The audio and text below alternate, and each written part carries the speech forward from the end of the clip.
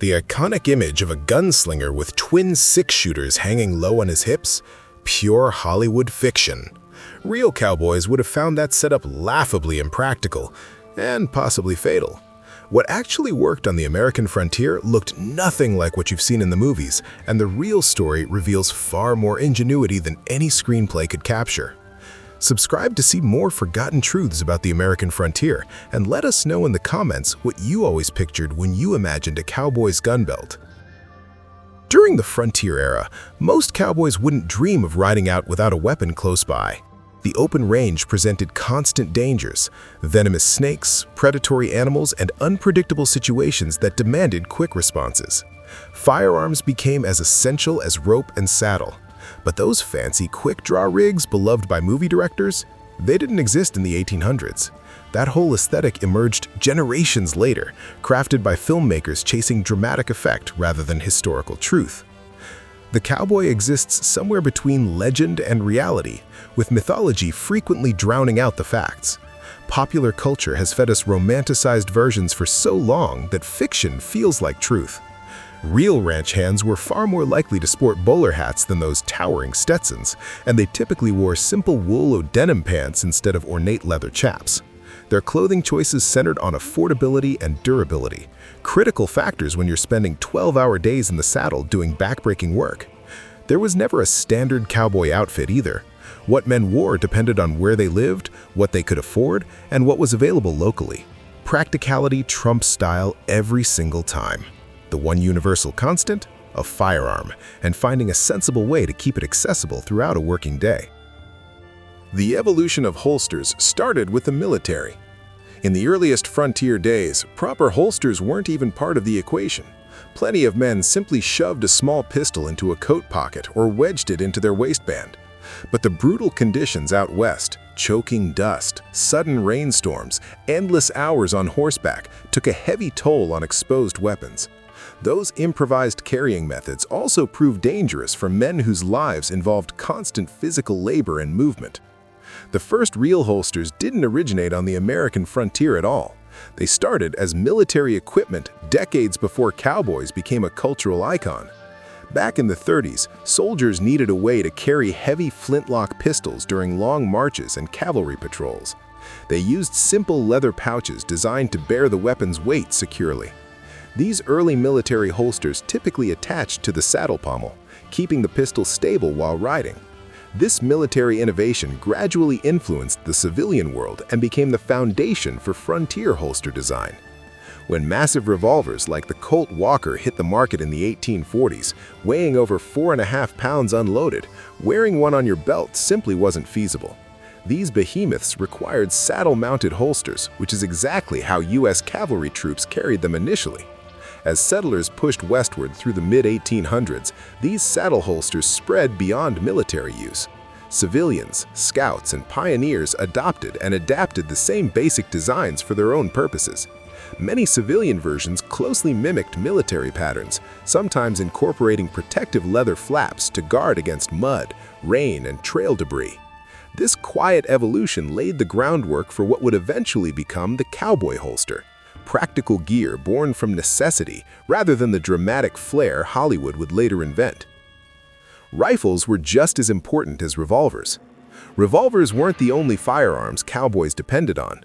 Many relied heavily on repeating rifles, particularly the Winchester Model 1873, nicknamed the gun that won the West for good reason. These lever-action carbines were compact, lightweight, and beautifully balanced for mounted use, making them indispensable tools across the range. Riders kept their rifles in saddle-mounted scabbards, leather cases that protected the weapons from weather and rough terrain, while keeping them instantly accessible when needed. Experienced range riders developed remarkable skill at using these rifles from horseback, abilities honed during months-long cattle drives and cross-country journeys. Many frontiersmen favored a combination of one lever-action rifle paired with one or two Colt single-action Army revolvers. The logic was simple and smart.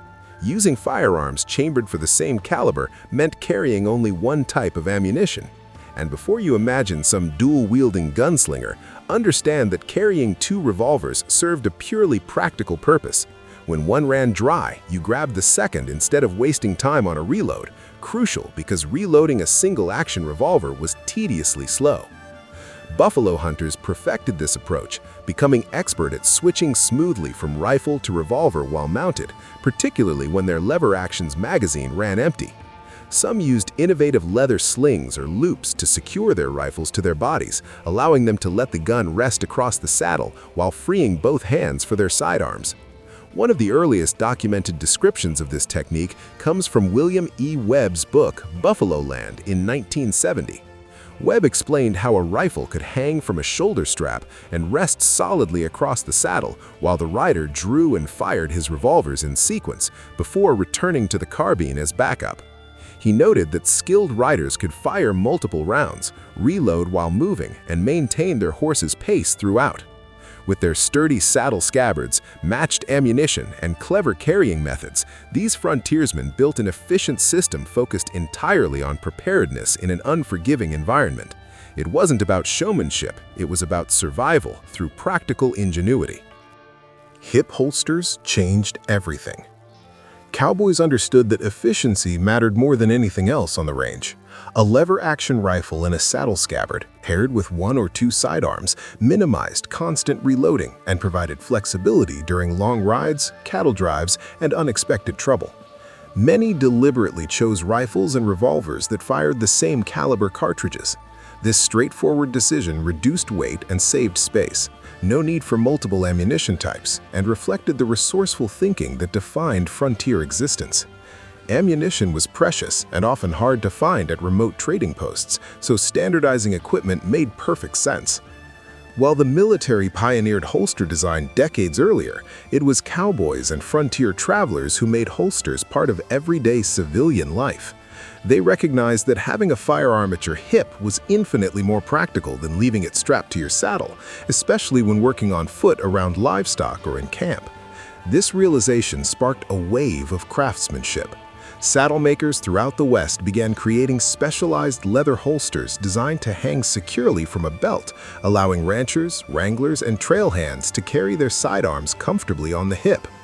These holsters were precisely shaped to grip revolvers snugly while still permitting quick access, striking a balance between safety and convenience ideal for ranch work. What emerged formed the basis of frontier everyday carry, a practical evolution driven by genuine need rather than showmanship. The Mexican loop holster became the standard. By the 1870s, a revolutionary holster design was sweeping across the frontier, the Mexican loop holster, sometimes called the El Paso loop. Cowboys embraced this style for its straightforward construction, toughness, and secure fit. It represented a significant advancement in how revolvers were carried on the range. Frontier saddle makers often built these holsters from a single piece of heavy leather, occasionally repurposing worn saddle fenders. One side folded and stitched to create a shaped pocket molded precisely to hold a revolver. The other half folded behind to form a flat backing that gave the holster structure. To complete the design, the backing was cut with several horizontal slits to create leather straps. The holster pouch was then threaded through these slits, forming a secure loop that gripped firmly in place. This ingenious construction allowed the holster to ride high and stable on the wearer's belt instead of swinging loosely below the hip. Anyone from a town sheriff to a trail rider could thread a belt through the top loop, keeping their sidearm positioned comfortably while riding. Unlike the perfectly matched sets Hollywood loves, real cowboy holsters and belts rarely coordinated. These were work tools, not fashion statements. The practice of stitching cartridge loops directly into belts didn't emerge until after the Civil War, when cartridge-firing revolvers started replacing older cap-and-ball pistols. By that time, much of the West was transitioning from raw frontier to settled territory. Ironically, those iconic cartridge belts we associate with classic westerns weren't particularly practical. Their exposed loops left cartridges vulnerable to rain, dust, and corrosion. Many experienced frontiersmen preferred storing spare rounds in small leather pouches attached to their belts, where ammunition stayed cleaner and better protected from the elements.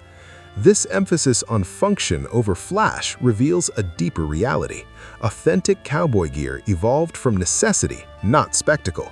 The Mexican loop holster was never meant to impress. It was built to withstand the punishing miles of trail life. Cowboys made their own improvements. Cartridge belts lined with loops might look impressive paired with matching Colt single-action Army revolvers in twin holsters, but they weren't as practical as they appeared. Those open loops exposed early metallic cartridges to rain, dust, and grit, conditions that could easily damage or corrode ammunition on the frontier. For working cowboys, protecting gear mattered more than displaying it. Early Mexican loop holster designs were also quite basic. They were essentially tough leather pockets stitched to fit a revolver but covering almost the entire grip.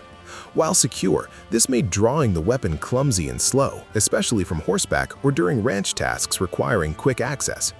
Over time, practical-minded cowboys and range riders started customizing these holsters to better suit their needs. Many cut the top edge lower, exposing the grip and part of the trigger guard.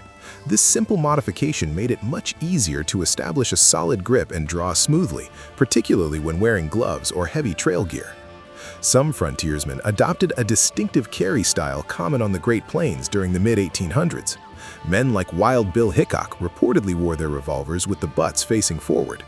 This positioning facilitated a cross-draw or underhand draw, techniques that proved more comfortable while seated on horseback or maneuvering in confined spaces. Though these modified holsters improved accessibility and created a noticeably quicker draw, they still looked nothing like the sleek, low-slung, fast-draw rigs of Hollywood legend. Those theatrical holsters, popularized in the 1950s by stars like Roy Rogers and Tex Ritter, were designed for showmanship and stunt work, not for 19th-century frontier realities. Authentic frontier gear evolved around practicality, durability, and comfort, not flair or speed. The real holsters of the Old West were tools for daily work, and their understated design tells a far more honest story than the glamorous versions on screen. The Californian Slim Jim offered an alternative. By the 1850s, a sleek new holster design was making waves on the frontier, the California Slim Jim. It ranked among the earliest purpose-designed holsters of the Old West and marked significant progress beyond the bulky saddle-mounted pommel holsters that preceded it. Earlier pommel holsters were basically loose leather sleeves roughly shaped to hold a pistol, often hanging from a saddle and offering minimal security or convenience.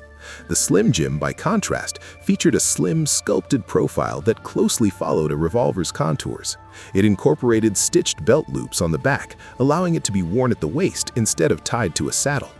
Another key innovation was its open-top design. Unlike enclosed pommel holsters that made drawing a weapon slow and awkward, the Slim Jim provided quick, easy access while still securing the revolver firmly. This made it especially valuable for travelers and riders who needed their equipment readily available, whether on foot or mounted. Despite its functional construction, the Slim Jim also showcased frontier leatherworking artistry. Many were beautifully adorned with intricate floral tooling and stamped patterns, transforming essential work gear into personal expression. For leather craftsmen, these designs demonstrated skill and pride. For wearers, they added a touch of style to otherwise rugged frontier clothing. Though simple by contemporary standards, the Slim Jim represented a pivotal moment. It merged function, comfort, and aesthetics in ways earlier holsters hadn't, establishing the foundation for more advanced Western holsters that would emerge in subsequent decades. Shoulder holsters had their place too. Among the more unconventional carrying methods of the frontier era was the cross-draw shoulder rig, an early version of what we now recognize as the shoulder holster. This setup positioned a revolver under the arm, angled for a diagonal draw across the chest. Some riders found this arrangement far more comfortable on horseback or during long hours seated on stagecoaches and trains. Smaller variations became favorites among gamblers who spent countless hours at card tables where a traditional hip holster would have been awkward or inaccessible. Though many people connect shoulder holsters with Bren 10 pistols and 1980s Don Johnson style, the concept actually originated more than a century earlier. Early examples were already appearing on the American frontier by the 1870s, quietly changing how people carried their weapons. Unlike belt-mounted holsters, these shoulder rigs could be hidden beneath a jacket or long coat. This made them particularly attractive to traveling lawmen, discreet scouts, and professional gamblers who preferred keeping their equipment concealed yet easily reachable. One of the most legendary figures associated with this carry method was Doc Holliday. A famous gambler and occasional lawman, he reportedly carried a pair of Colt Navy revolvers in a shoulder rig, enabling smooth draws while seated, a detail preserved in countless retellings of his life and dramatized in films like Tombstone. This early shoulder rig design demonstrates just how inventive frontier carry methods could be. Long before modern concealed carry regulations or tactical equipment, Old West inhabitants were already experimenting with ways to balance accessibility, comfort, and discretion. Hollywood created its own version of history. The golden era of Western cinema flourished from the 1940s through the 1960s, captivating a post-World War II generation. During this period, stars like John Wayne became iconic figures, defining what countless people still imagine when they think of cowboys. Classic films such as Stagecoach, 1939, and True Grit, 1969, introduced audiences to a dramatic new piece of equipment, the Buscadero holster. This low-slung holster design became the visual embodiment of the fast-draw cowboy. Unlike the practical hip holsters of the actual 1800s frontier, the Buscadero rig was engineered to sit lower on the leg, minimizing the distance needed to reach the grip. Many versions even featured a leather thigh strap to prevent the holster from riding upward during a quick draw. In classic movie stills, John Wayne frequently appears wearing this type of rig as Deputy U.S. Marshal Rooster Cogburn, his Colt single-action army revolver hanging low at his side.